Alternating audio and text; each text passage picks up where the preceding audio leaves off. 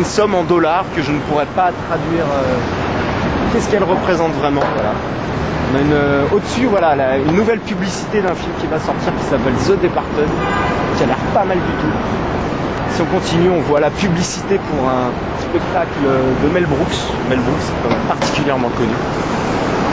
Je voudrais quand même, Jean-Charles, qu'on se tourne aussi derrière nous. Faut pas oublier ce qui se passe derrière nous. Il y a quand même des publicités hallucinantes. Pour Samsung, HSBC, et pour d'autres amateurs dont je tairai le nom. On va continuer, on va continuer. On continue. On va vraiment vers l'endroit rêvé. Déjà, il faut savoir quelque chose, c'est que nous on mange McDonald's chez nous. Et ce que je savais pas et que j'ai appris donc aujourd'hui, c'est que McDonald's venait des États-Unis.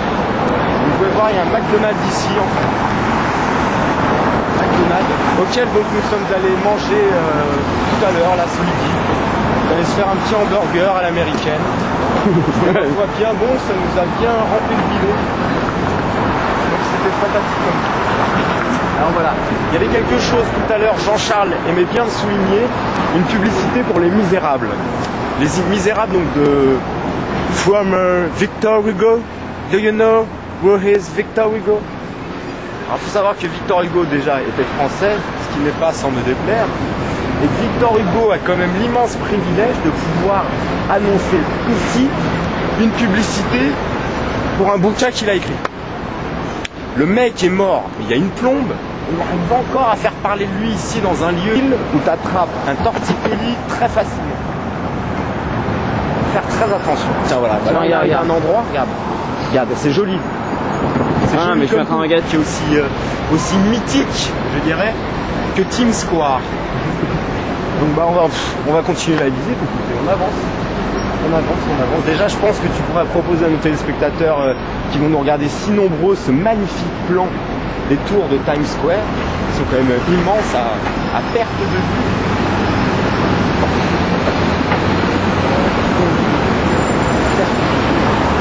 C'est à côté de la caméra. C'est le genre de vie qui fait sur le trottoir, Guillaume. Alors, mais je te guide, n'aie pas peur, Jean-Charles a très peur. Regardez. Alors voilà, il y a quelque chose que je montrais à Jean-Charles tout à l'heure et auquel je voulais vous montrer, qui vient en fait du sol.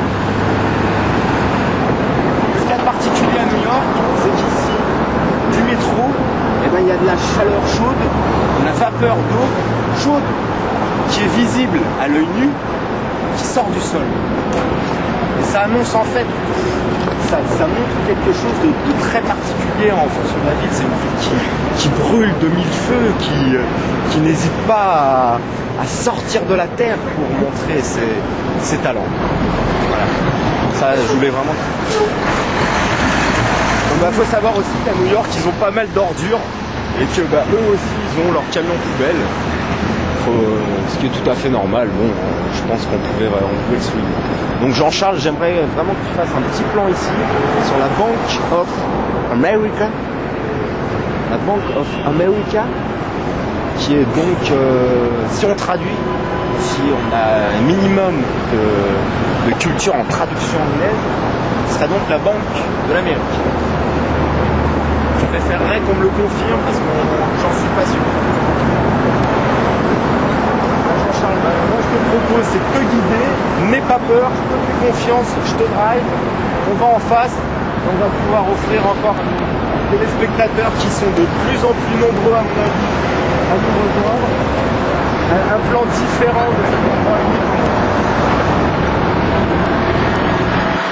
Alors comme dans toute grande ville qui se respecte, il faut le savoir, tu trouveras toujours un Virgin Megastore.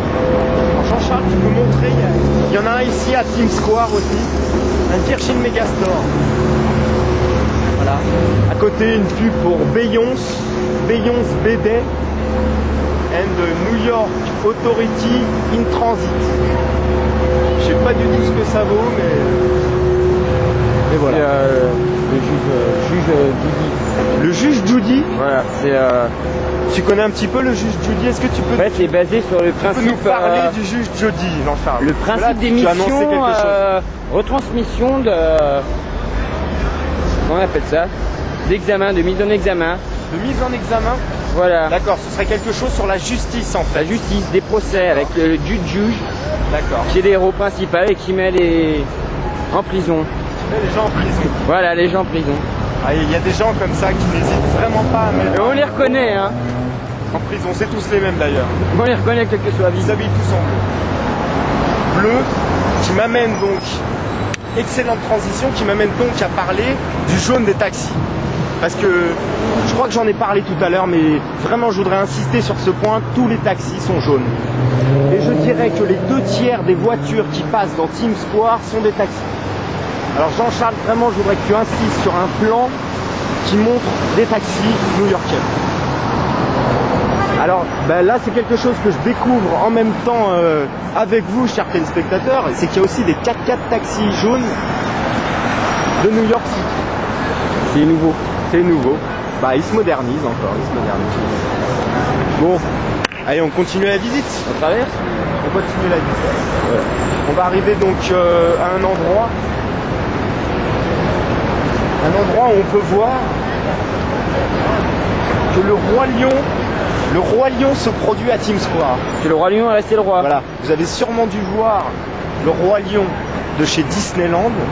Et bien à Times Square, you can see the Lion King, but in theater. Guillaume regarde dans la rue. Oh, je crois qu'on vient, non, c'est énorme, on vient d'assister à une chute en direct. Chute à l'arrière, Jean-Paul. Chute à l'arrière du peloton. Une chute. Alors voilà aussi, ça Jean-Charles, je voudrais que tu montres.